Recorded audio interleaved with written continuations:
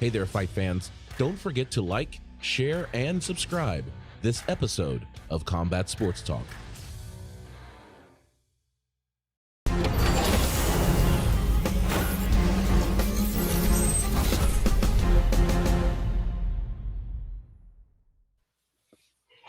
Welcome to Combat Sports Talk, a podcast dedicated to UFC and Bellator discussion, the MMA community, and combat sports in general. I'm your host, Ryan Smith, and joining me this week is the man with the keys to victory, John Keys. What's going on, Combat Sports Talk world? I was going to do a Wookiee introduction, but I refrained myself. All right. And it was there, man. It was like this close. I was like, I'm not going to do that. I was waiting for it. I was like, okay, he said he's going to do the Wookiee.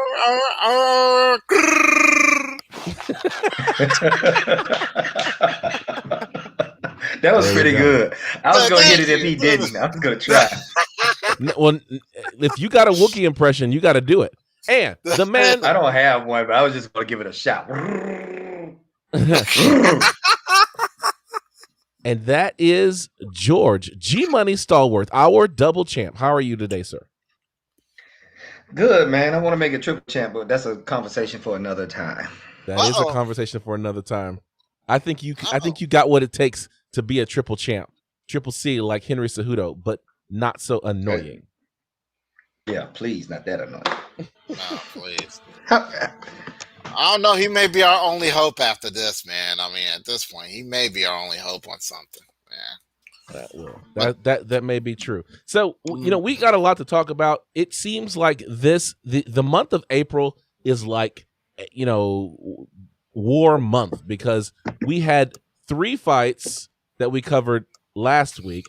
We got 3 fights again to cover this week, and then we got 3 fights to cover next week. So it's like there's so much to be done. I do have to do a couple of corrections from last week's show.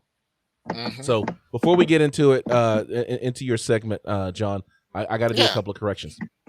Absolutely. The first correction is I was talking about the zodiac sign Aries and the god of war Aries.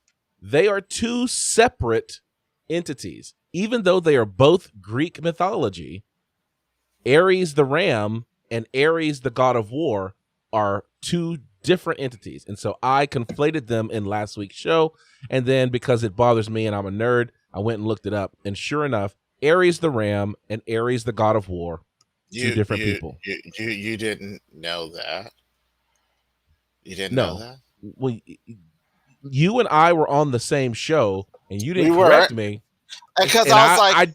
I did 3 minutes on Aries, the god of war, being the ram and the zodiac sign, and you didn't say anything. Now you're like, oh, you didn't know? I'm like, because, I'm not going to be like, I'm not that dude to just like smash you out of the air like that, man. Yes, you are. 100%. I'm so not. I am so not that dude. Okay, all right. The other thing that I need to correct is the fact that I said that Eddie Murphy did not say, we got McDonald's. We got McDonald's. You corrected me on that one, did you not? But that was not a swat out the air. I'm just like, that's like cultural history. That was our cultural awareness moment. Okay? Because you challenged me, and I was like, dude. Okay? And I'm like, dude, don't do that, man. That's Eddie Murphy, dude. Come on now. For those of us that weren't here, so Ryan got it wrong. He thought that Eddie Murphy said, I got McDonald's instead of ice cream. No. See, he said it didn't happen. Don't fall for it, George. Don't fall for it, because you're going to be wrong. Don't fall for it. He said that I got McDonald's and you ain't got. He said that did not happen, and I was like, dude, that totally happened. And he challenged me, and I was like, here we go. And I brought him the clip, and he told me to get off the phone because he didn't want to talk to me no more. I thought he said, I got some ice cream. He said that too. He said that in Delirious. He had a whole segment on that in Delirious. In Raw, he went and said it was the McDonald's thing. Because remember, his mom went home and made the McDonald's the homemade McDonald's burger. Yeah. Yeah. With the bell peppers. Don't need McDonald's. We got McDonald's at home. Yeah. And for those of you who are listening, this is your cultural awareness moment. I told you I was going to get that drop. You got him. Got it. I got the drop. All right. Look, he ain't on the show, but he on the show. Yeah, always. Yeah, exactly. You know, we're going to be playing this one too. Boom, rocked him. That one you will hear a little bit later in the show. Oh man, indeed, many times. Oh my goodness. All right. So here's the question, John. Do you want to do your trivia clips, or have we done enough warm up preamble for the show? I mean, we could talk about it. I mean, since we've chose violence all this month, let's talk about some violence then. Because I got a person. I got one for you, John. What you got? Yes, a historical fact. Something occurred today that many people probably don't remember. Way back in 2008, April 19th, my namesake, George St. Pierre, also known as what? Rush? Yes, defeated Matt Serra to reclaim, I think it was, the welterweight? Welterweight, yeah. Welterweight, yes. GSP, holding that belt again. Yeah, that was his redemption, and he never lost it. He never lost. He retired the belt. He retired with the belt. But I was going to talk about... That occurred on today back in 2008. Man, where were you? I'll give you one more. I'll hit you. I'll hit you in 2008. I was probably locking some people up. Oh, dang. Wow. Okay, well, then. There's that. Hey, there's that. But I'll give you another one that occurred today back in 2014. Your boy Kalabib defeated Rafael Dos Anjos. Dos Anjos later on became the champion at 155. Khabib wasn't yet in championship contention yet. In fact, I think Khabib didn't see that for like another 2 years or so before he was even in the title picture, even though he was 22-0 at the time. Boom. Wow. How you like them apples? That's what I'm talking about. That's what I'm talking about. All right, John, what you got? Well, see, I was going to talk about, that there's on the planet Earth, there are two cliques that move us. Okay, there are two cliques that are so dangerous that they can't really be put together. Okay, because putting them together creates some truly dangerous situations. Do you know what those two cliques are? What's that? The science fiction nerds and the fantasy nerds. Okay, put those two in any convention, we're gonna have problems. Okay, you mix Harry Potter and Star Trek, and you may not walk out alive. Okay, I'm just saying. All right, but there every now and then we have heroes that will ride the line, that will ride the lightning, and will be in both worlds and will be highly respected. I'm here to talk about one. I'm here to talk about Christopher Lee. Do you know Christopher Lee? We know him. He was Sauron. He was Saruman. He was in Lord of the Rings. He was also Count Dooku in the prequel trilogy of Star Wars. But did you know that this man was a legit spy in World War II? Like legit spy. Man has performed assassinations and such. He was almost married into Swedish royalty, and he had the permission of the king. And did you know that his cousin, Sir Ian Fleming, he's actually a step cousin, the inspiration for the guy who wrote James Bond? It is it's arguable that he used Christopher Lee as the mold for James Bond. Literally, Christopher Lee, if you look at the description of James Bond, it matches him, identically. And the irony of that, he played Goldfinger. That's all I got. Wow, that is legit. I'm very pleased. That was good. And I told you it was good. Most of all, I like that it was concise. That was like a minute 30. Awesome. You did a great job. I am so happy. It's not. It's going to be all. See, this is why I got this going right here in the background. No, I'm because so of Ryan. happy. I Like, just this said, is so good. this is why I got this going on in the background. Because if for those who weren't here last week, me and Ryan were talking a little trizash about his defeat in Street Fighter, and I'm just 6-1. bringing back. Yeah, okay, whatever. And I'm just bringing the memory back to him that he's going to catch another L. He keeps it going.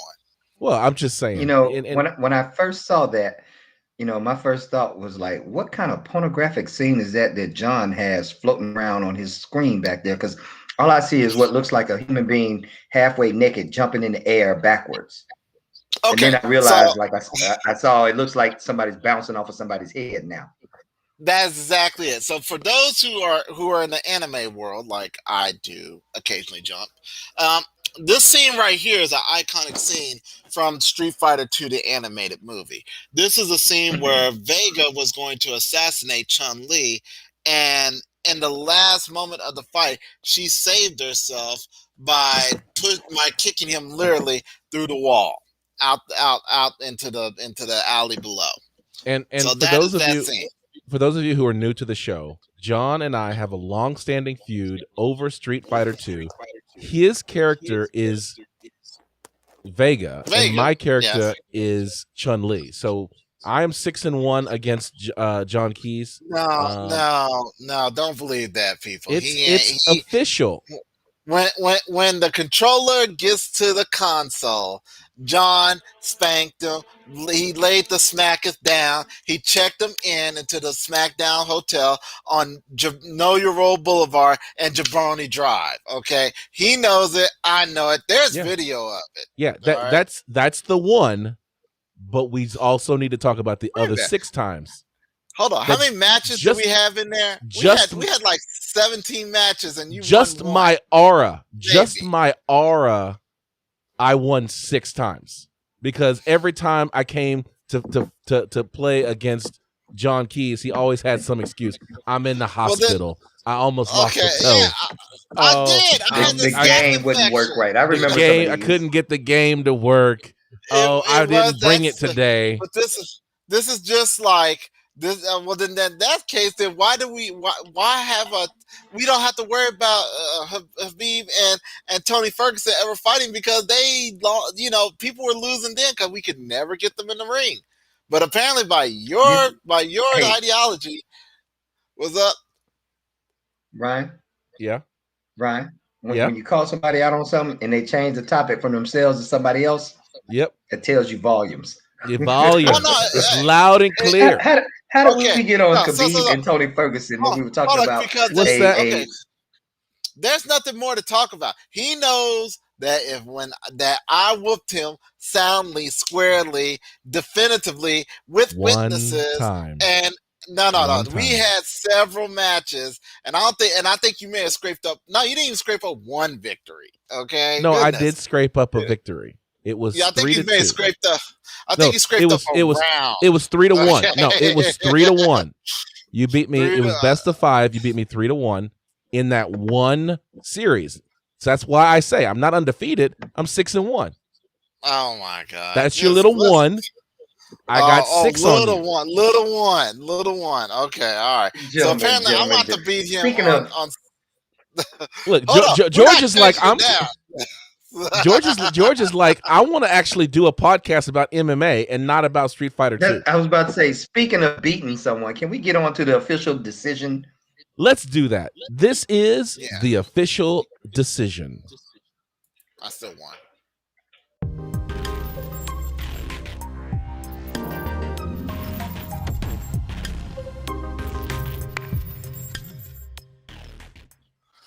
All right, this is the official decision. This is where we look at the fights from Saturday night, or actually Friday and Saturday night. We have Bellator 257, Nemkov versus Davis, April 16, 2021 at Mohegan Sun Arena in Uncasville, Connecticut. There were 4 fights on the card. Veda Arteaga, defeated Desiree Yanez via majority decision. Paul Daly defeated Sabah Homansi via TKO, round 2. Paul Daly, Simtex. Man, Still he's ain't so made it back consistent. to the UFC. Dana's still mad. Yep. Corey Anderson made it to the next round of the light heavyweight Grand Prix, having defeated Dovletzan Yagshimuradov via TKO in round number 3. Basically, Corey Anderson just outworked and out. There was really very little offense coming from Dovletzan Yagshimuradov. There we go. We give you an 8. Okay, on that. You give me 5 out of 7 stars. yeah, exactly. All right. In the main event of the evening, Vadim Nemkov defeated Phil Davis via unanimous decision. Basically outstruck Phil Davis in one. What was that? That's 5 rounds. It's 5 rounds. Looks like he won 3-2. Yeah. So that's what it was. So yeah, I mean, when we look at the flash fight picks, of course, John Keys, you had Phil Davis. I had Vadim Nemkov.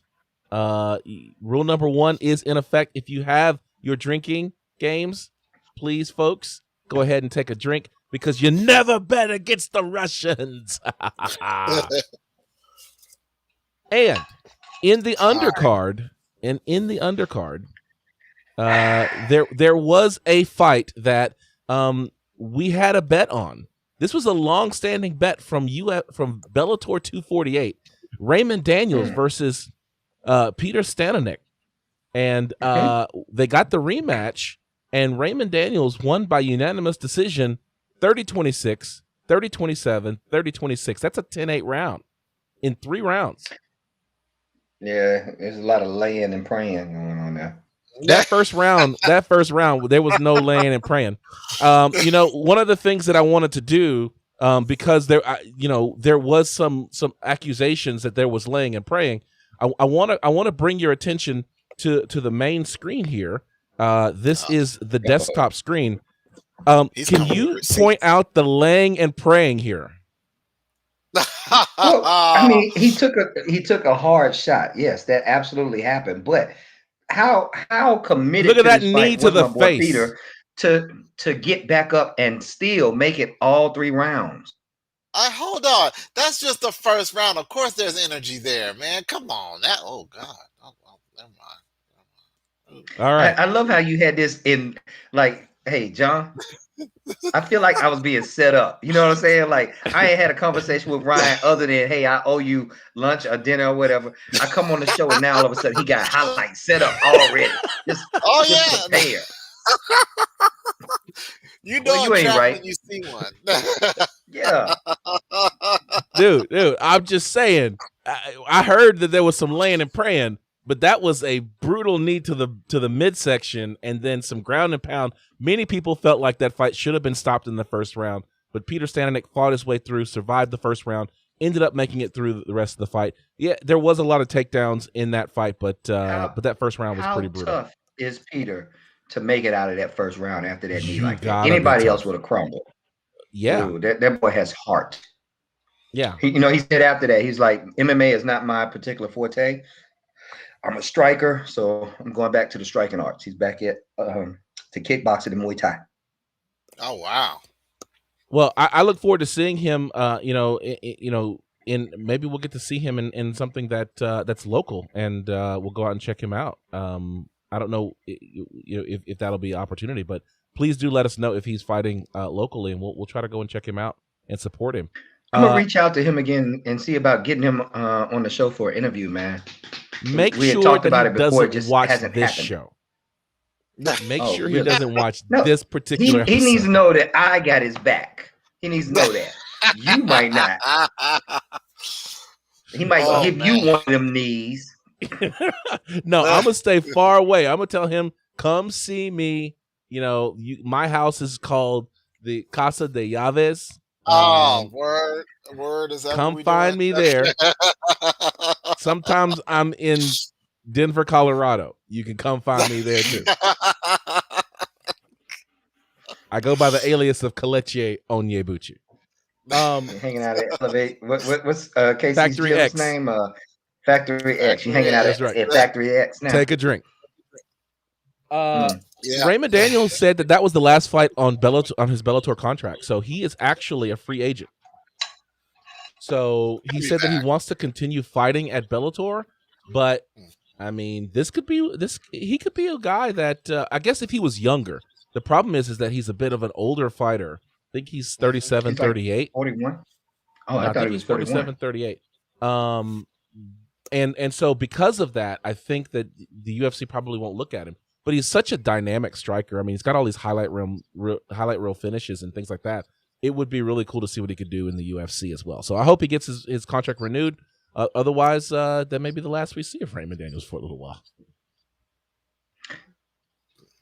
All right. So on the run sheet, we've got the. I'm gonna do a little bit of a switcheroo and go straight to UFC Vegas 24, Whitaker versus Gastelum, Saturday, April 17, 2021, Apex Arena in Las Vegas, Nevada. There were 5 fights on the card. There were meant to be 6, but there were only 5. We'll talk about that a little later in the show. Alexander Munoz lost to Angry Bob Ross, Luis Pena, via split decision. Tracy Cortez defeated Justine Kish by split decision. Jacob Malkoun defeated Abdul Razak Al Hassan via unanimous decision. In the replacement fight, Andre Arlovsky, as a late fight replacement, defeated Chase Sherman via unanimous decision. And in the main event of the evening, Robert Whitaker defeated Kelvin Gastelum via unanimous decision. Looks like it was 5-0 all the way around. Yeah, it was a good fight, man. I mean, it was domination. I'm nothing against Kevin Gastelum. He gave it his best, but Robert Whitaker proved why he should be the next championship fight. Yeah, and that's the thing, because Marvin Vettori just had a great fight. What was it, last week or a week before? Yeah, it was last week. And so you're thinking, okay, well, Marvin Vettori should be the next guy in line against Israel Adesanya, and then Robert Whitaker goes in and puts in the work against Kelvin Gastelum, and now it's like, when you look at it, Robert Whitaker fought a title shot against Israel Adesanya. He's put 3 wins together, and I think he has a more legitimate claim to the title than Marvin Vettori. Well, it was the best part about that whole entire fight was that Vettori was there in the arena and he watched the fight. And at the end of the fight, you could look on his face tells you that, man, I'm not going to get that title fight next. It was just like he looked so defeated because he saw a sound fighter put in the work and made it look good. So yeah, Vettori, take that back. So you could be an alternate on that fight. I think that's probably his best option, is to be an alternate. But the fact is that it's going to be really difficult to say that Robert Whitaker doesn't deserve that fight. I mean, after he beat Jared Cannonier, I mean, everyone was ready to give him that fight, give him the title shot again anyway. So I think Robert Whitaker should have the inside track to fighting Israel Adesanya again. If not, then I'd be happy with a eliminator Marvin Vettori in Robert Whitaker. I would be happy with that as well. That would be a brutal fight. That would be a very brutal fight. But I think that's just another. I mean, either way, whoever wins that fight would definitely have a legitimate claim to a title match after that. No doubt. I don't think Whitaker should have to take any more fights for another rematch in this case, man. He's walked through the valley of death. Yeah. Like Cannonier, Gastelum. There was somebody else. Darren Till. Who was the third one? Darren Till. Yeah, come on, man. What more does he have to do? Nothing. Honestly, nothing. But nothing. we know how Uncle Dana can be sometimes. That he'll sit there and say, "Well, let's go do it." He's actually came out and said this time that that's the fight to make. That's the fight that makes sense. So when he says that's the fight to make sense, that means he's 9 times out of 10 he's going for it. And I think by doing that, you're killing off an even bigger fight at some point. I think go ahead, Whitaker gets the next one, and whoever wins out of Whitaker, Adesanya gets Marvin after that. Yeah, that's what it looks like the plan. Yeah, that's what Dana White is saying. That Whitaker versus Adesanya makes sense, and then whoever survives out of that, that's when Vettori comes in and gets his chance. Which is that's back to back slobber knockers. Okay, so let's make that happen. Well, so given the fact that Dana White said that, Vegas odds already have Israel Adesanya as a big favorite over Robert Whitaker. Well, considering the last performance, I understand why. I just don't think it's very accurate. I think if Whitaker comes in there with that same mindset that he came in over the weekend, it's going to be a different fight.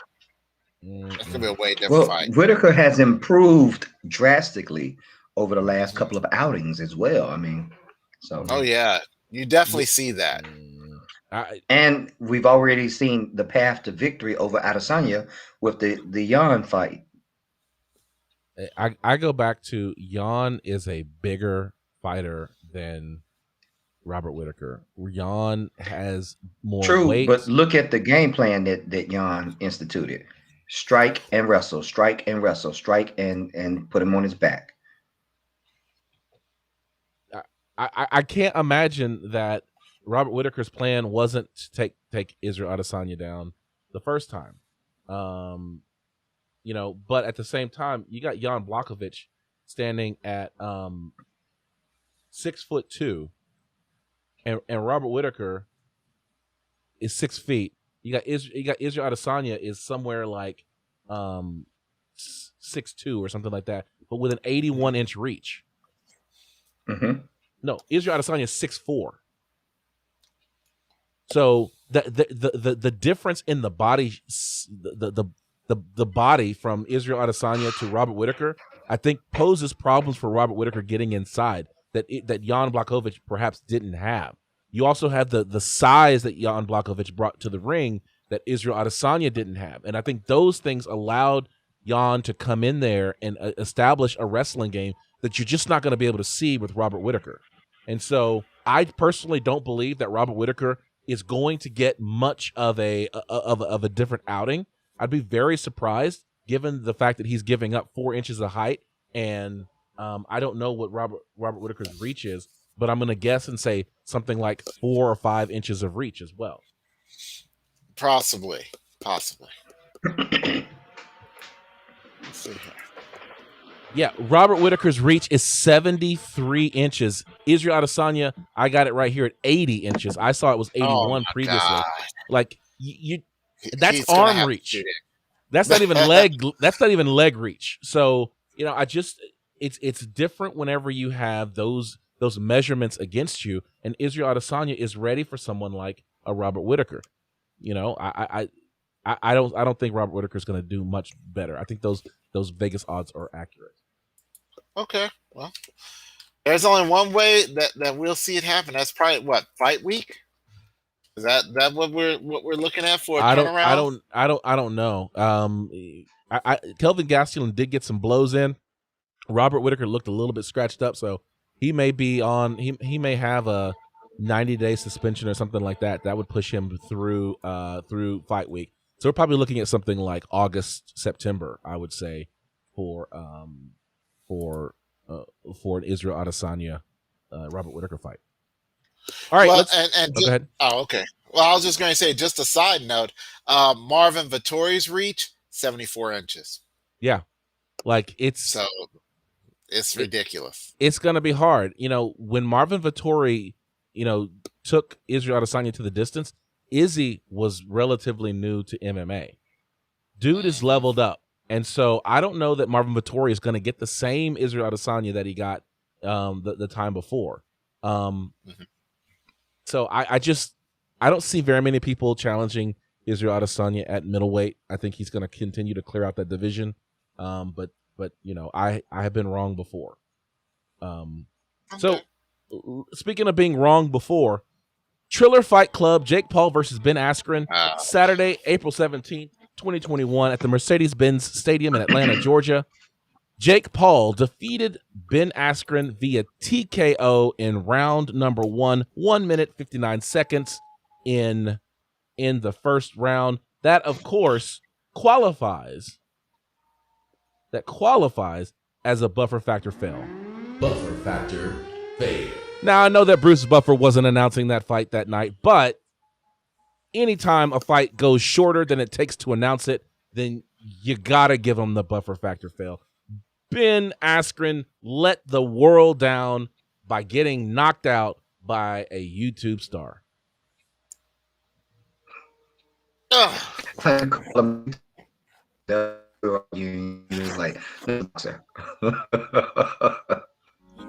I mean, yeah, please, thank you.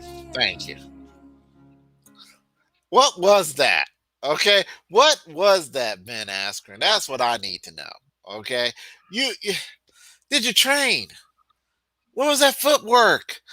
What was the? Because I am not a boxer. Okay, let it be said. However, I can see when you're being led into a trap. And Jake Paul set up several traps for you. You walked right into each and every one of them. And then you got pieced out. So, yeah. You let the world down. And now let the whole world down. You let the aliens down at Area 51, man. Okay? That's what you did. Well, right? At least he apologized. It's not good enough. No, that's not good enough. All right. You just need to he could have just disappeared and not said anything, and I would have been okay with that. But no, now we got to hear Jake Paul with his inflated ego talking this trash like he can piece up any mixed martial artist right now. And he called out quite a few, and quite a few are like, you can come get some of this. Yeah, and we're gonna get to that. We're gonna definitely get to that. But this fight did not last very long. Big John McCarthy said that the fight was stopped early. That he should have let the fight.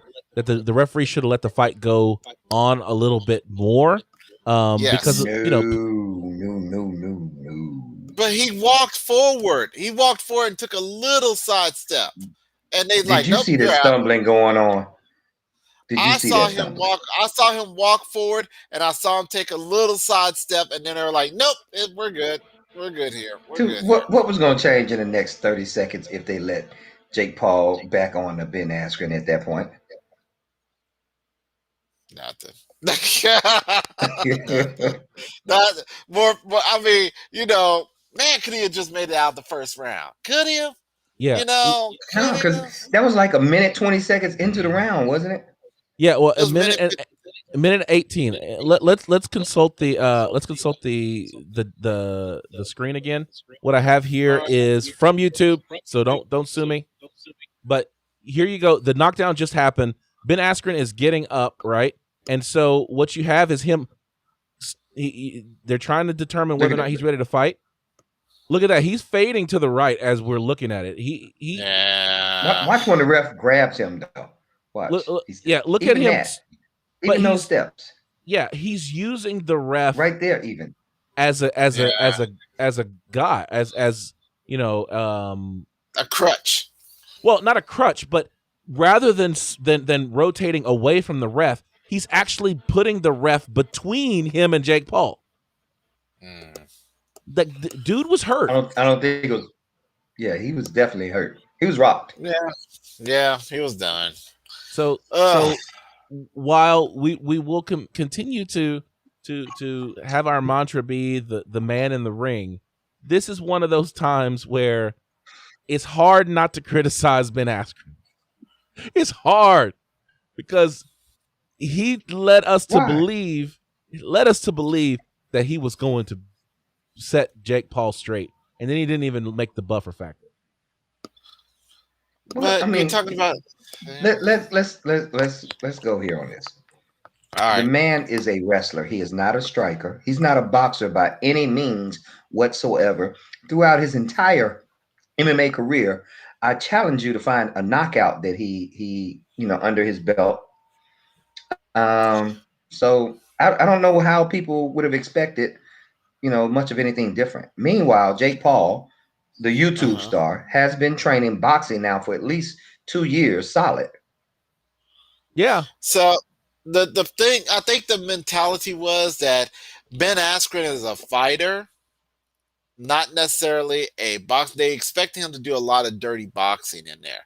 And, sometimes, like Murphy laws of combat as preaches to me, no plan survives initial contact. And this one definitely did not. So at this point, Jake Paul needs to fight some strikers if he wants to keep talking trash. So let's go ahead and talk about it then. So first of all, is Jake Paul a boxer now? Is he a boxer? Are we going to give him credit? Because we've been calling him a YouTube star. And I had this conversation. Go ahead. The other day. He officially has, 2 boxing matches under his belt? 3. He's got 3. Is that correct? 3? 3-0. So yes, in real world terms, he is a boxer. He's a professional boxer. He should, at this point, fight somebody with a similar fight record, is my thought on this. It doesn't have to be, some decorated striker or anything like that, but someone in his, I guess you would call it, within his caliber, is what I would like to see. And then we can make some real determinations on him. Until that happens, if he continues to fight, these guys who are either, come from other martial art backgrounds, are not boxers. Meanwhile, he has only honed in on boxing. It's a disadvantage to anybody else that fights him. Right. But that's the thing, right? Is that people have underestimated him. They keep calling him a YouTube star. They keep saying that he's not a real boxer, and he keeps bringing those guys in, and then he's knocking them out. Like, at this point, people aren't underestimating him. He's fighting guys that aren't boxers. So there's no underestimation in that. This is trying to equate hockey with football. They're not the same. The skill sets are different. Who did you pick to win this fight, George? I don't know. Oh man, I will have to go back and listen to previous shows because you weren't on last week's show.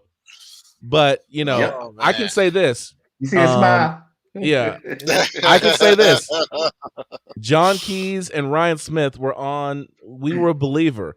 It was freaking Chael Sonnen. All of us were believers that Ben Askren, being a world-class athlete, regardless of the fact that he wasn't a boxer, he was still a fighter, and that all of these things were going to make a difference in this match. And what we saw was a guy whose legs were rooted into the ground. He had 0 head movement. His hands were basically over his head trying to guard himself, and he got clipped and couldn't make it out of the first round. Like, this is a 3-minute round. This is even a 5-minute round.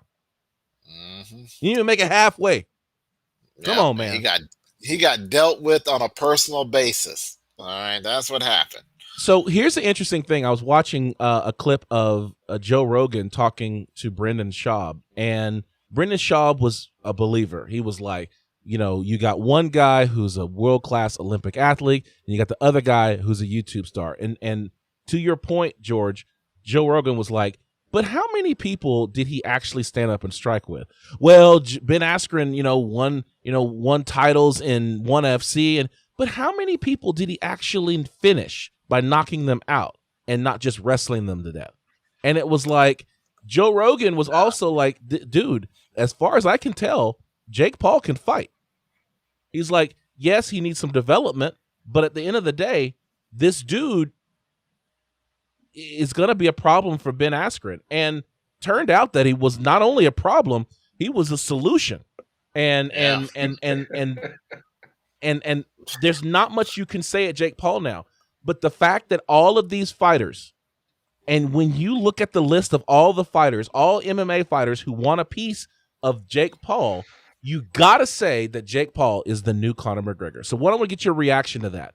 That Conor McGregor, when he first got to the UFC, he came in there, finished a bunch of much smaller fighters who really shouldn't have been in the same ring with him, tomato cans, except for Dustin Poirier. But I would argue that Dustin Poirier at the time was not the Dustin Poirier that we know now.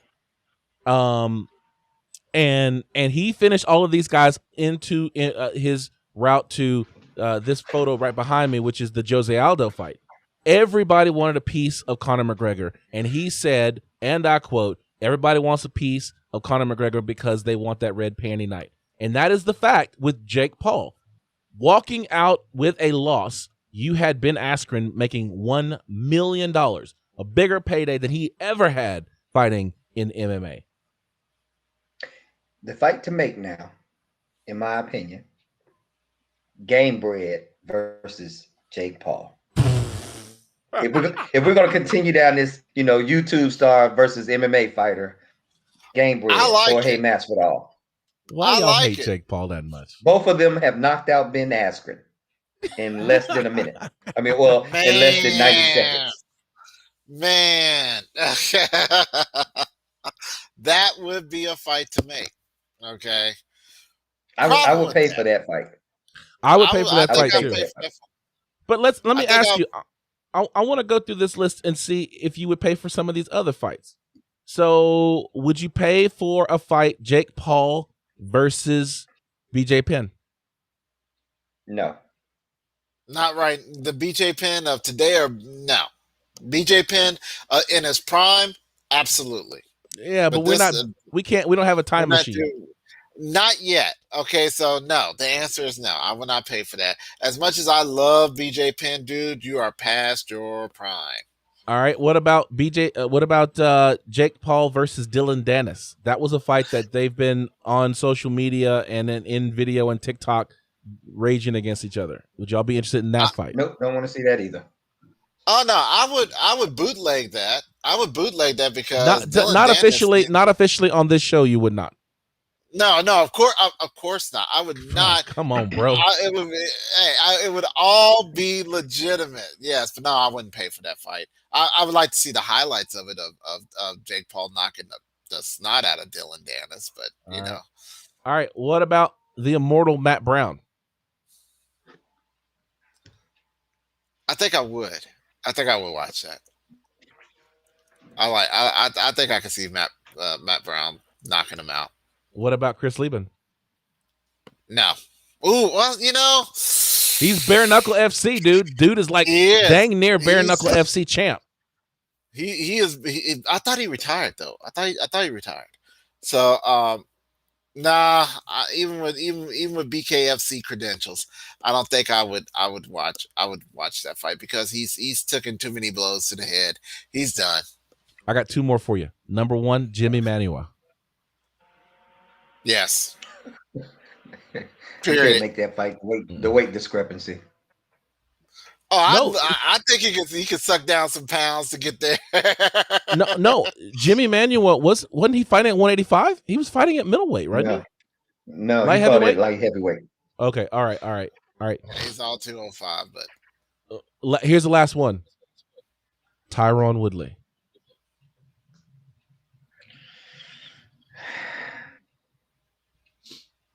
I would like to see the fight. I don't think it's a good matchup. All right. You don't think it's a good matchup for whom? For Tyron. I don't think it's a good matchup. Honestly, I have to say for Tyron. His fight style, I don't think it'd be good. It'll be a bunch of dancing. Both guys will be on their bicycles because Jake Paul's he seems like the type to set up traps, and Tyron is a counterpuncher. So it's not going to happen. It'd be a boring fight. So there's video of Tyron Woodley going backstage in Jake Paul's dressing room as Jake Paul is getting wrapped, and he is talking major crap to Jake Paul right before the Ben Askren fight. Like, first of all, that seems disrespectful to me, and I feel like Tyron Woodley should not have been in. If you're supporting Ben Askren, you should not be in Ben Askren's opponent's dressing room doing anything. Okay, so there's a little bit more backstory to that. Okay, he was there to watch the wrappings. Okay, the wrapping of the tape. He was the official to watch that. That's what he was there for. They were talking smack to him. What was the dude's name? Jay Leon. Leon. Jay Leon Love. Love. Okay, Yeah. so Jay Leon Love was sitting there trying to goad him in there, and Tom was like, "Look, man, you really don't want this because I'm a champion. I got the belts." And Jay Leon opened up his mouth. Well, I got belts too. That's a lie. He does not have any belts. As a matter of fact, he lost his last two. Okay, so and he's also been busted for PEDs. But he's a Golden Gloves champion, so maybe he's referring to his Golden Gloves championship as a belt. How much gold weight was that? Because I mean, don't get me wrong. Tyron said the ultimate line. Okay, when they were sitting there talking smack, and he just sit there and like, "Who are you again?" And that's all it needed to be said. Okay. Yeah. Well, what's your name again? All I know is that Tyron Woodley, as big as he was talking about him having 5 championships, he's kind of like a Dallas Cowboy fan talking about 5 championships. Like that's all in the past because Tyron Woodley. Kobe ain't gonna do nothing. Tyron Woodley is known to talk some smack, but not to back it up. But the thing about that, though, Jay Leon pulled out some boxing gloves talking about, you don't know about this. Bruh, okay? He boxes with 4-ounce gloves. That you talking about pillows. That's not. So does Ben Askren. But that didn't help. No. Hey, Ben Askren was sitting there. Hey, a difference between Ben Askren, unfortunately, and Tyron. Tyron has been a champion at the elite levels, not taking anything away from ONE FC, but ONE FC is almost there. They're not really there. Okay. Because regardless of what anybody want to say, and as much as I ask DJ about that. Yeah, I was getting ready to say Adriano Moraes has a lot to say about not being there yet. Okay, so let's be honest. Unpopular opinion time. When it comes to the UFC, okay, even they're not their best striker, is still a striker on several levels above most other fight promotions. I want to go ahead and use this. I want to go ahead and use this drop because I've been holding this back. But here you go. What you just heard is solely the opinion of the speaker and does not reflect the opinions of anyone else on the Combat Sports Talk podcast or anyone affiliated with this program. Oh, wow. You've been waiting on that for John, weeks. I'm definitely going to have to challenge you on that because Nikki Holskin, Rotang, dude, ONE FC has elite level strikers who will pounce on several of your UFC top guys. And I don't know how else to say it, man. We as a audience are sleeping on ONE FC. We are. Okay, so like I said, it's an unpopular opinion, but remember, Rotang is a Muay Thai fighter. He is the best, one of the best, if not. But put him in an MMA ring. What does he do? Don't put him in an MMA ring. ONE FC is setting the standard. We're saying we don't have to just do MMA. UFC, if that's all you guys want to do, you do that. We're moving on and beyond. We're not only showing MMA fights, we're showing Muay Thai fights in 4-ounce gloves. Put that in your apple and smoke it.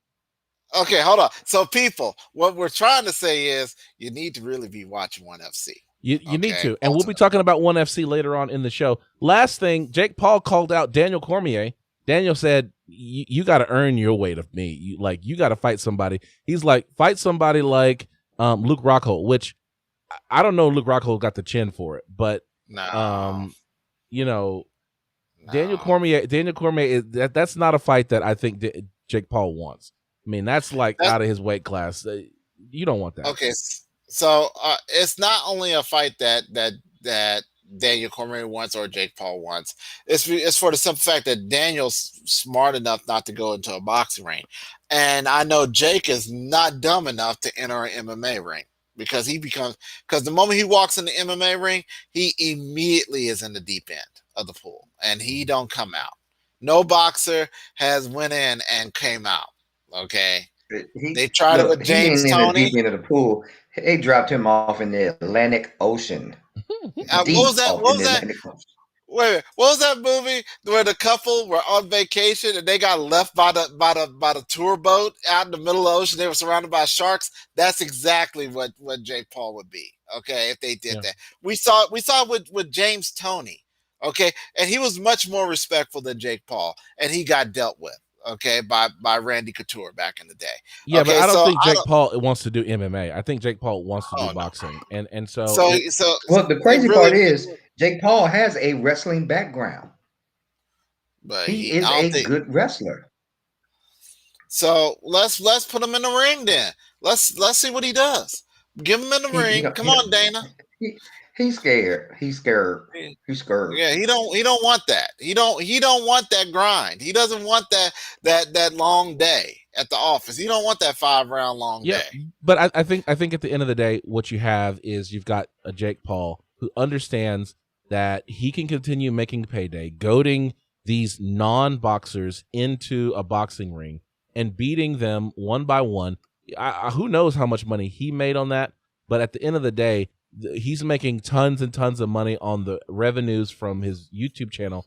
Every time he does this, he people are going to continue to follow him. So I think he's got a model that works, and that's why I keep saying he's like Conor McGregor in that regard. The promotion is where he's making the money. And to answer that question, we do have an estimate. He made at least $690,000. That was in the contract, guaranteed. The rest of the stuff, they're still adding in the pay-per-view numbers, and I think he gets a piece of that as well. But he made more than $500,000.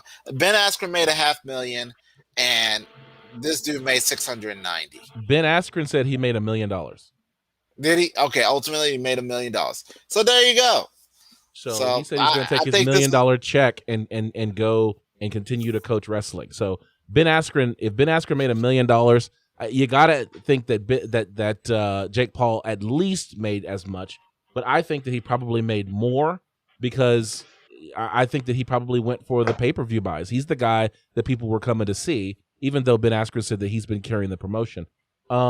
Jake Paul also said that the event sold over 1 million pay-per-view buys. They're still calculating the number. So if you think about the level of interest that fight generated, you've got a Conor McGregor level character in Jake Paul. Yeah. And this is kind of boxing light. This isn't even legitimate boxing. So, and so it just comes back to we have to continue to keep our eye on what Jake Paul is doing, because as long as he's continuing to get all of these MMA fighters riled up and he's picking fighters who are not known as strikers, he's got a legitimate chance at building a resume of 6, 7, 8 wins before he actually has to fight a true striker or a boxer. Right. Yeah, all right. You're right. Let's go on to our headlines. We've only got one that I really want to talk about, and that is coming up in Finding the Angles.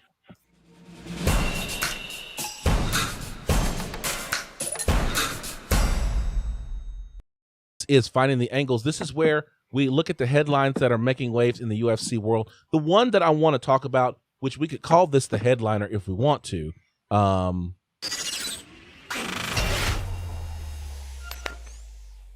and that is, we talked about the UFC Vegas 24 Whitaker versus Gastelum was supposed to have another fight on the card, but it didn't.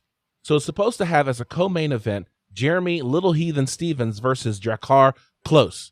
But what happened was, in the weigh-ins, as they were facing off after the weigh-ins, Jeremy Stevens pushed Drakkar Klose, and in doing so, ended up starting a chain of events that would eventually get that fight canceled. Drakkar Klose apparently had to get a CT scan that revealed that he had a cervical sprain on his neck and a concussion from the push. So basically, he got whiplash and a concussion when Jeremy Stevens pushed him at the face-off. Yeah. I think he just saved his own life, I'll be quite honest, because I think Jeremy would have done far much worse in that ring. If he, and I saw the shove was a stiff shove. And, I think the last time I saw something that brutal was when Jean-Claude Van Damme in Bloodsport, he hit the dude with the dim mock and his whole body just like rippled a little bit. That's pretty much what happened there. So let's go ahead and take a look at the push. You also got to remember this push occurred to a dehydrated, not fully coherent fighter as well. Like during this face-off, you got to remember these guys, I think they had just finished their weigh-ins or whatever the case may be. Yep. Yeah. So it's not like Jakar Close was at his top-notch level and even expecting a violent shove like that. And I could definitely see how something like that at that time could jar your brain, man. You guys have seen fighters at weigh-ins after they've just finished a weight cut. That is not a time for a guy to be taking any kind of damage whatsoever, especially unexpected damage. Let's go ahead and take a look at it. So here they are getting up in the face-off right here. They're standing up close, nose to nose, and then Jeremy Stephens just hauls off and pushes him. And that push pushed him back. Yeah, I mean he essentially went off camera, right? And that's kind of that's the hallmark of a huge. He pushed him out of his shoes. Did you see that? He came out of his slides. Did he? Wow. I didn't even see that. Finish him. Let's look at it. It's a short clip. We can look at it one more time. Let's look at it one more time. Here we go. And they're not showing the feet. Then I'll show the feet. Yeah, look at his shoes. He's not wearing shoes anymore. That is dude, he got blasted out of his shoes, man. Oh my God. So so the question becomes, when you have a fight camp and you've trained with all of these people and you've got all of this cost in getting ready for a fight, and then your opponent causes you to get injured before you can step in the ring and make that show money, make that win money, should Drakkar Klose sue Jeremy Stephens? I don't know, man. I honestly don't know. That's a hard one because, it's a gray line that you can argue that, this was a part of, this was selling the fight. But there comes a level where it's like, okay, maybe he did it that was a little bit too much. Or, there's no rule against them not shoving each other at the weigh-ins, is there? You're not there is a rule. You're not supposed to shove your opponent you're not supposed to even touch. And I guess we know the answer then. So, when you think about it, though, it's like, and it was interesting because there was the Bloody Elbow had a really interesting article about potentially Drakkar Klose having a case against Jeremy Stephens. And basically it looks like this, is that, you could file assault and battery against Jeremy Stephens because it cost him his revenue from the fight, potential earnings of fight of the night, potential earnings of performance bonuses, win bonus. And you got to also think about the fact that all of the costs leading up to the fight, where he brought in sparring partners and coaches and gym time, all of that got lost. There could be a pretty sizable case that Drakkar Klose could make against Jeremy Stephens. And it seems legit. I mean, if we have rules that prevent people from touching each other at the weigh-ins and you break the rules, that's it. I don't think there needs to be much of a discussion after that. Fine him. Whatever money that you find from him, you give it to Drakkar and call it a day. Yeah, there also could be a legal claim against the UFC, which probably is less legitimate because when you're signing contracts, the UFC would definitely have an indemnity against any kind of harm caused at a UFC event.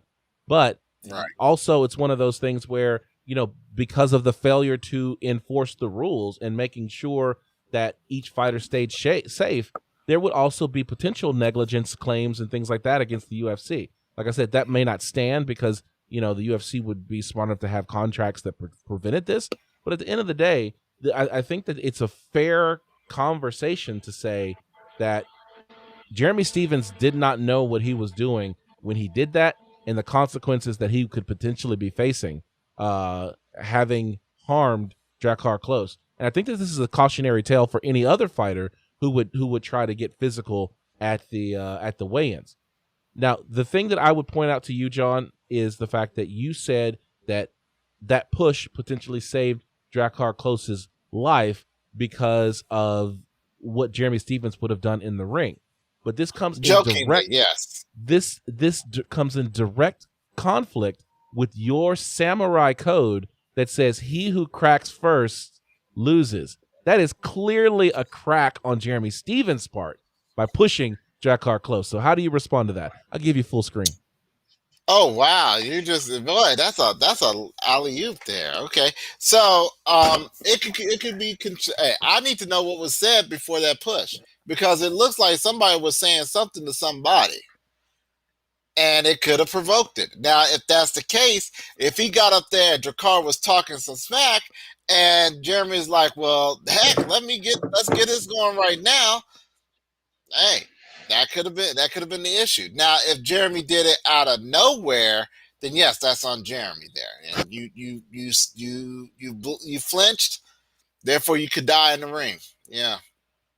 I went back and looked at the clip one last time. It did not appear as though Drakkar Klose did anything other than do what his last name says, and that is get close.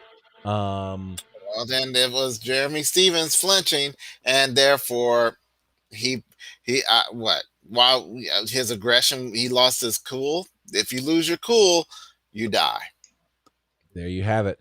All right, let's go into our final segment of the show, and that is the fight card.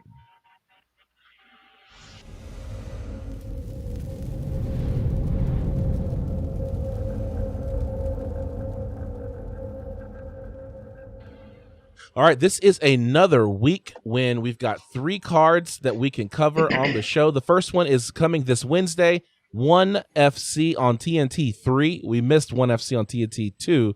We would have had 4 fights that we would have covered last week had we included it. But we've got one on TNT 3, Insang versus Big Dash. Location in Singapore, the Singapore Indoor Stadium on Wednesday, April 21st. We've got 5 fights on the card. Ryuto Sawada versus Miao Li Tao. You got Marat Gafurov versus OK Ray Yoon. One that I think Coach is really excited about. You got Nikki Holtzgen versus John Wayne Parr. You got Reese McLaren versus Yuya Wakamatsu. And then in the main event of the evening, you got John Lineker versus Troy Worthen. So we're going to do flash fight picks for Nikki Holtzgen and John Wayne Parr, and John Whitaker versus Troy Worthen. Worthen. There we go. Worthen. Got it. Worthen. Got it. All right. Let's go with this one. Nikki Holtzgen versus John Wayne Parr. Coach, I see the smile on your face. Who you got? I'm going to let you two pick first. Wow. Set me up for that okey-doke. Listen, I'm going with John Wayne Parr. There we go. I got John Wayne Parr on this one. There you go, John Keys. Who you got? I'm just going to choose violence on this one. I will. Okay, I'll go with Nikki Holtzgen. All right. Coach called it out earlier. He knows something that we don't know. So. Okay. Lepidolite has Holtzgen. Yes, I'm going with Holtzgen as well. All right. Coach is going against John Wayne Parr. Can't wait for be playing some playing the crow music for you guys later. All right, John Lineker in the main event. Who did you pick again, Ryan? I just want to get it on record again. Who did you pick, Ryan? Wayne Parr. Okay. Wayne. He is blessed with venom. If you get a chance to watch that documentary, it's on YouTube, I believe. Okay. Yeah, that's the guy I got. All right, in the main event of the evening, John Lineker versus Troy Worthen. Let's go with you, John Keys. Who you got? Well, I'm gonna go with. Let's see. I'm gonna go with Lineker. All right, Coach. You know, I'm not familiar with Troy Worthen at all. But what I if you look at what's been going on at ONE FC, all these UFC vets that they pulled over there, these guys are getting lit up, man. So because it's becoming they're doing that's a brutal. I mean, ONE FC. I mean, I joke, I say what I say sometimes, but ONE FC is, it's not for the faint of heart. That's why I'm telling people, go watch and see what they do, because they are there to prove a point that, they will not go quietly in the night. So, I mean, look what they did to DJ. DJ, when he came in there, he hasn't had an easy fight since he got there. But he went 3-0 before he got stopped. So yeah. So I mean, it's not, like I said, people watch ONE FC. Okay, let it be said. Watch it. Hopefully they get the time right, because the last week, the reason, one of the reason why we didn't have it, because they didn't give us the correct time. Watch it. Okay, I promise y'all will not. It will not disappoint. You're gonna see some brutality. All right, Coach. You gonna go with Worthen then? I think I'm gonna give it to Worthen.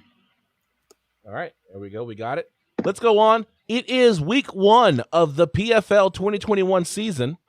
And so we've got week 1 PFL 2021, Pettis versus Collard, Ocean Casino Resort in Atlantic City, New Jersey. You've got 5 fights on the main card. Brendan Lognane versus Shaymon Mohace. You've got Lance Palmer versus Bubba Jenkins. Bubba Jenkins, of course, being a former UFC fighter. You got Movlid Khaibulyav versus Lazar Stojadinovic.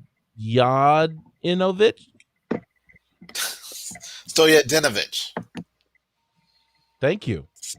Yeah, you're very You want to keep reading, because you're doing way better than me. No, Nathan Schulte versus Marcin Held, and then Anthony Pettis versus Clay Collard. We're gonna flash fight pick the main event of the evening, and that's gonna be Anthony Pettis versus Clay Collard. Anybody got Clay Collard? Anyone? I like collard greens. All right, I have you down for Collard. No, I say I like collard greens. I'll take Pettis. Okay, I like Pettis in this debut. I wish him the best of luck, and I hope he makes the best of it. All right, Coach.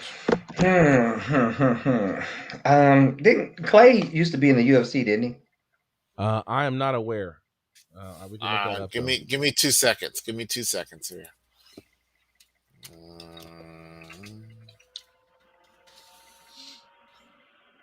It looks like he was. Yes, he was. Back in the 2014, 2015, he went 1-3.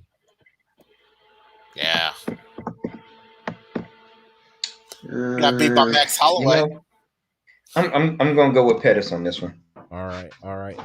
Now, Lepidolite says that the fight to watch is Nathan Schulte versus Marcin Held. So definitely, if you're watching PFL, look for that, what looks to be the co-main event, to be really the fight of the night. So Nathan Schulte versus Marcin Held.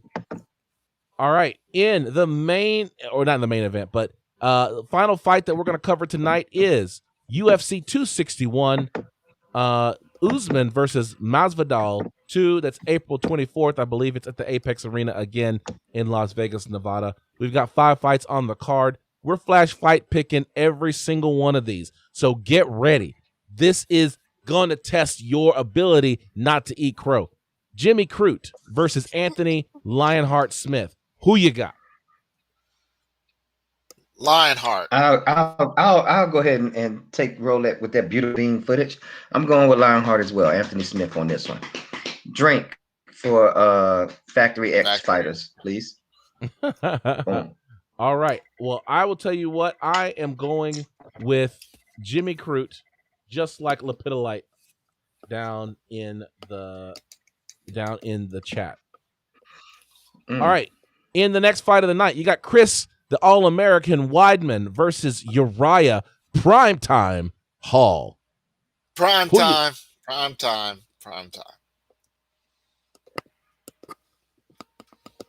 You know, this is actually a rematch. It is. So I expect Primetime to do whatever he's Who going to won do. the first one? I'm looking that up right now.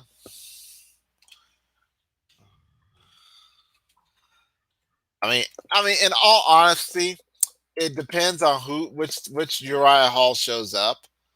If we have the confident killer, I do expect him to ink that one out, make it a quick night. But if not, ooh, and it was Chris Weidman won the last one, and that was way back in Ring of Combat 31, back in 2010. So this is a fight 11 years in the making. Yeah, in the making. All right, Coach, you're the only one that we hadn't picked yet. I'm going with Weidman, man. I think Weidman's done the wrestling. Oh man, Dude. Come on! Weidman's gonna get lit up. I hope so. I got Uriah Hall. Like John said, Uriah Hall has to show up. We need to know: is it gonna be prime time or Showtime? I'm sorry, Showtime. It's prime time. Or prime time. It's prime time. Is it gonna be Uriah or is it gonna be prime time? If it's prime time, then I'm gonna feel real bad about. No, I won't. Hey, Wyman, you shouldn't have gotten the ring. Okay, that's what it is. But if Uriah shows up, the Gentle Giant, I don't think it's not gonna go well for Hall if the Gentle Giant shows up. I'm just saying, if you look at Chris Weidman's last little bit of records here, you got he won his last fight, but he was on a 2-fight losing streak before. He won 1 fight. He was on a 3-fight losing streak. Like, Chris Weidman is not the Chris Weidman that we remember that vanquished the unsolvable Anderson Silva. This is an aging fighter, and this is not the same guy. Whereas what we've seen from Uriah Hall is he has begun to reach his prime. I think that just on athleticism alone, he is going to outclass Chris Weidman. And let's put it out there. Fortis has changed him. Fortis is actually tempering that steel really well. I like what they're doing here. They're out of Dallas, so I love what they're doing here, and I think that was probably the best move that Primetime has made. Yeah, so, I'm just so surprised that Coach picked against Fortis. I'm just saying. I mean, nothing against Fortis. I love my guys over there. I'm too close. I'm kidding. I'm so kidding. Don't get mad at Coach, and Coach don't get mad at me. I'm just saying, I think Weidman comes in and wrestles Uriah Hall. You know, that would be his only. That would be his best bet right there. This is not going to be a stand-up match, and if Uriah is not ready for the wrestling of Chris Weidman, he's going to be on his back all night. Yeah. Yeah, I hear you. You were absolutely right, but at the same time, you know, it's yeah, you're right. He's got to keep this on the feet. What? Yeah, I'm just saying you're right. You got to keep this on. He's got to keep it on the feet. I was gonna say, look at who he's fought, but he really has fought strikers, and when you fought strikers, you have an opportunity to turn this into a a fight that Chris Weidman could be in deep water quick. But if it goes to the ground, I think that does favor Chris Weidman. Let's go with the three fights that are championship fights. You got the strawweight champion Zhang Weili versus Rose Namajunas. I like the champ in this one. Ooh, Zhang Weili. I like the champ in this one. Champ is too. I mean, I don't care. Okay, Zhang Weili she has been a constant. Okay, her mind is sharp. Her skills are sharper. So I don't see her relinquishing it anytime soon or anytime easily. All right. Lepidolite also picked up Zhang Weili. Coach. Thug Rose, baby. Oh, wow. Coach is going with Thug Rose, no hair, Namajunas. She's just got more ways to get it done than Zhang Weili. Zhang Weili is looking to knock Thug Rose out. Thug Rose can win it in multiple ways. She can pull it down to the ground. She could take it into the striking round, or she could also go with jiu-jitsu. Rose just has more tools, I feel like. And so she's hungry for it. Lepidolite's claiming ring rust here. No such thing as ring rust. And let me also remind you, Thug Rose has been spending time hanging out with your boy Kamaru Usman. So her wrestling pedigree is definitely going to be upped a level or two. You know what? I'm going to use MMA math on this one. I know I'm not supposed to use MMA math, but I'm going to use MMA math. Here's how the math goes. Zhang Weili defeated Jessica Andrade. Jessica Andrade defeated Rose Thug No Head Namajunas. Did Rose get that fight back though? No, she did not.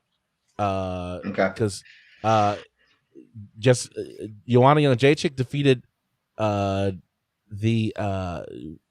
Jessica Andrade, and then Zhang Weili defeated Joanna Jędrzejczyk, but it was very close. Mm-hmm. It was very close. So you got the round robin of the math working out here. And so I'm going to say that Rose Thug No Hair Namajunas is going to get it done against Zhang Weili, and we're going to see and new strawweight champion of the world. I'm going with Thug Rose No Hair Namajunas. Boy, no faith, huh? No faith. Okay. All right. Even though I'm not happy with it, I am not happy with this BS political crap that Rose Namajunas is trying to put on Zhang Weili. And you know, I have it here. I understand the Soviet communism heritage that Rose's family had to suffer through. But that has nothing to do with the fact that Zhang Weili is coming from another communist country that is not Russia. And she has not spoken anything about her political affiliation or whether or not she supports a communist regime or the philosophy and economic system or political system that is communism. This has not even been a part of her platform. She better not say anything bad about China if she enjoys her life. Well, yeah, and so for Rose Namajunas, for Rose Namajunas to try to turn this into something where it's, you know, freedom versus communism, democracy versus communism, America versus China. Yeah, it's just stupid. It's stupid.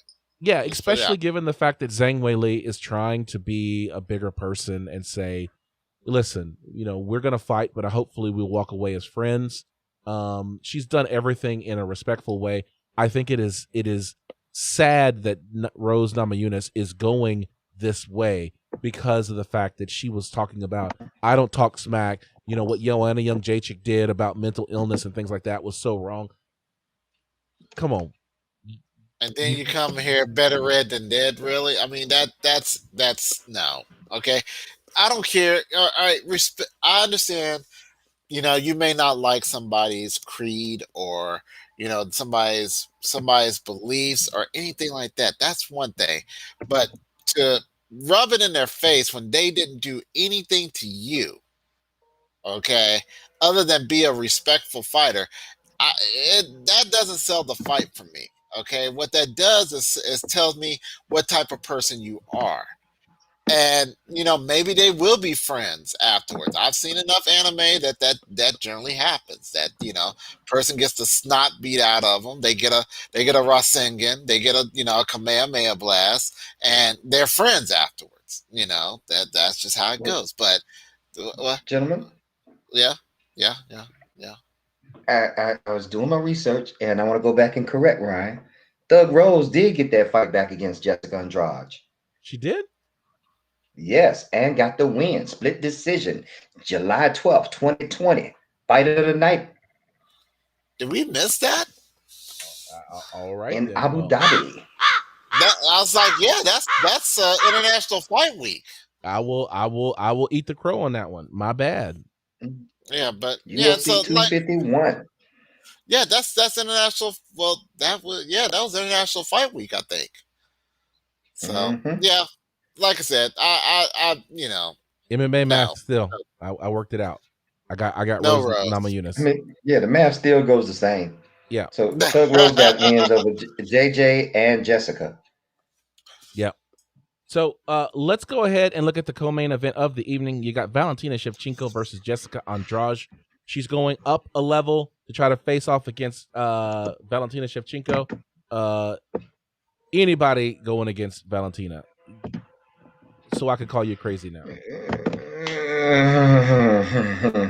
I can't, man. I can't. She is a female George St. Pierre. Just when you think that somebody's got something on them, she's got 3 things on them. So look to Shevchenko. It doesn't matter what Andrade does. Shevchenko's got to answer for it. That's just that simple.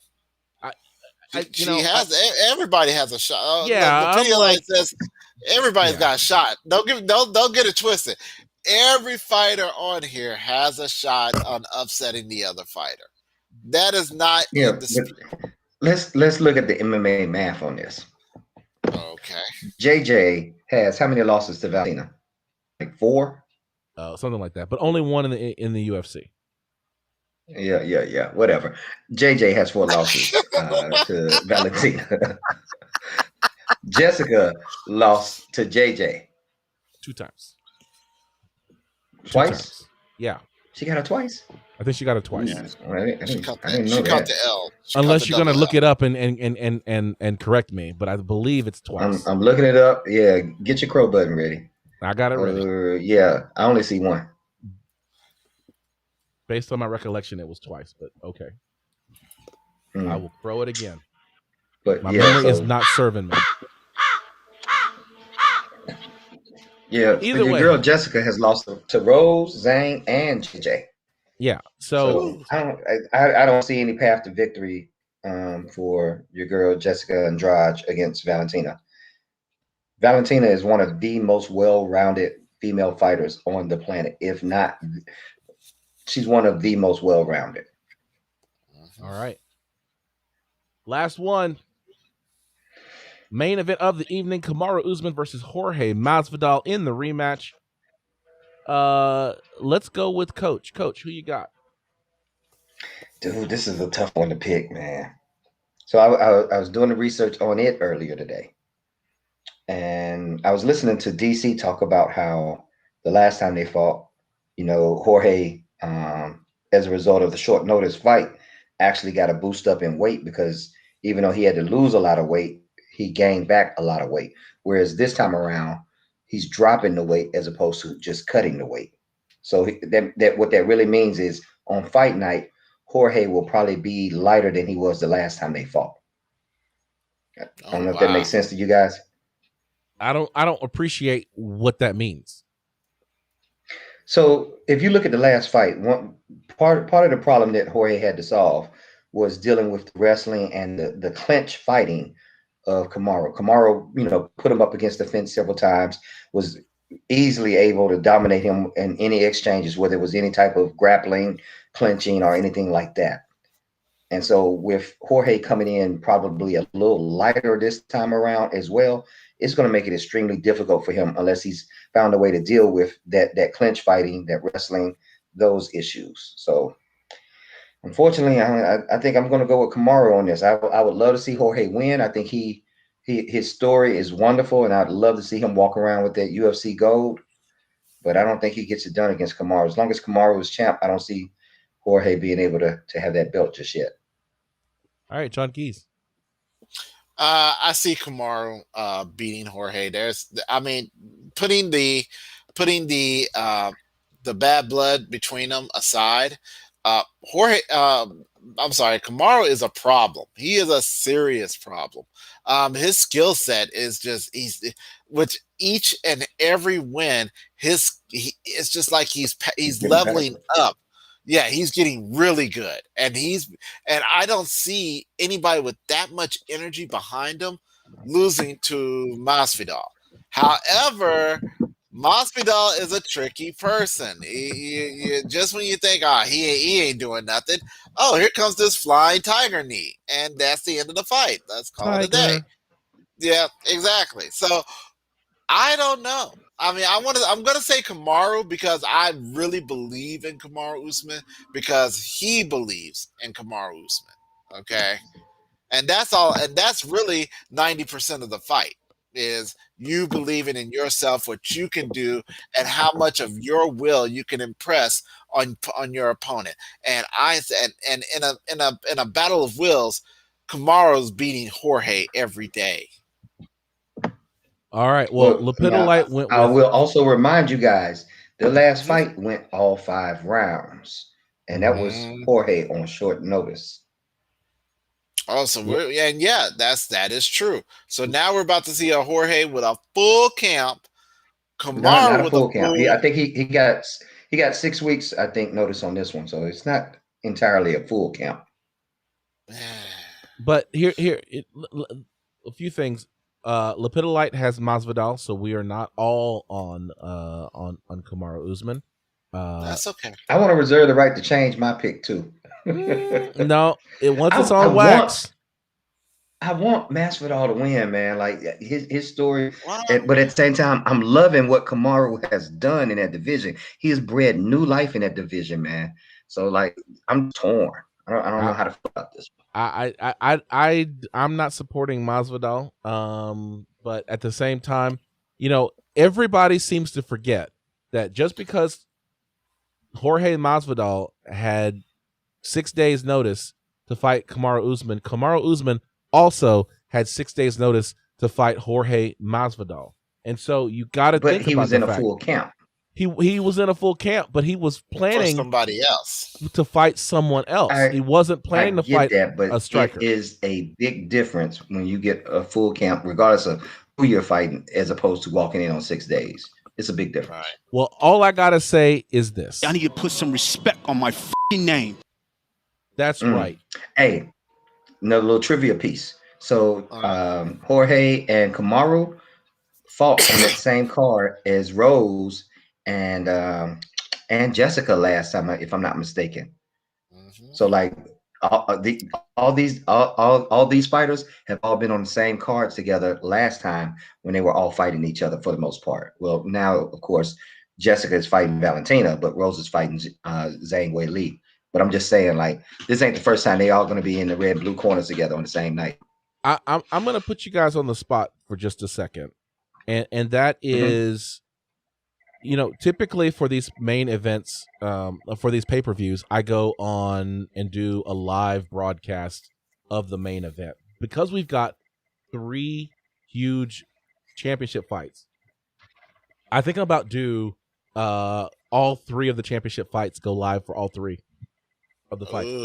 Anybody interested and available to go live on Saturday to do Zhang Weili versus Rose Thug No Hair Namajunas, Valentina Shevchenko and Jessica Andrade, and then Kamaru Usman versus Jorge Masvidal. I can't commit to you just yet because it is my lady's birthday weekend. But we'll see what happens. Yeah, you can't commit to it. I can't. It'll be a pleasant surprise. All right. Yeah, I can't commit as well. So okay. Not yet, not 100% yet. It is, other responsibilities I have. That's fair. The one that That's pays fair. the bills. I will probably go live for all 3 of those fights. So if y'all can make it, then just pop in. But I'm gonna go live for all 3 and do the thing. Of course, I've got Kamaru Usman to win this fight. Lepidolite, if you're still out there, you got to show up earlier. Because you had a chance to get us to play the crow button on the Jake Paul. You were the only one to pick Jake Paul on the show. So you could have got the, but it must be present to win. That's the rule. Too bad, so sad. Follow us on social media. On Instagram, I'm at Combat Sports Talk John Keys. I am at Keys to Victory, and that's Keys with an ES. George? My gram is darkside_Muay Thai_. All right, and you can find us on our website at www.combatsportstalk.com. We are on all of your favorite podcasting platforms. By the way, Periscope is going away. This one right here, this one's going away. And so we're going to be on Twitter. Twitter's going to, they're basically shutting down the Periscope servers, and they're putting out a Twitter video kind of thing. So we're going to be on that coming up very soon. Shout out to MMA Junkie, MMA Fighting, MMA Mania, Bloody Elbow, and the Intelligent Defense Discussion Group. George, give them a look at that shirt. I'm going to give you full screen to show the shirt. Yeah. Boom. There it is. That is the swag. Go on Amazon and buy it. It's on our website, www.combatsportstalk.com. Get that shirt and join us on our Facebook page. Lepidolite, where you at? Come join us on the Facebook page. So Intelligent Defense MMA Discussion is the name of the group. It is a private group, so you can say what you want to say. Just make sure you got evidence when you say it. Yep, we need receipts. That's right. We need receipts, not just opinions. We want facts. Hey, speaking of end of the shows, gentlemen, just want to give you guys the heads up on some things coming up. My gym is hosting a Muay Thai K1 and boxing smoker Memorial Day weekend. Not Memorial Day, that Sunday. We're doing a big event on Saturday as well with a couple of seminars. We're hoping to have TJ, the Thinking Man, Charles Johnson, providing one of the blocks of Muay Thai coaching on that Saturday. But that Sunday, we're going to have some smoker fights, as well as Fury is doing another event on June 5th. If you guys want to get in on some refereeing and or judging, so keep that in your calendars. Absolutely. Okay. All right. Thank you for that plug. We'll have to make sure we keep an eye out for that. I had a pleasant experience last time, so we may end up doing that thing again.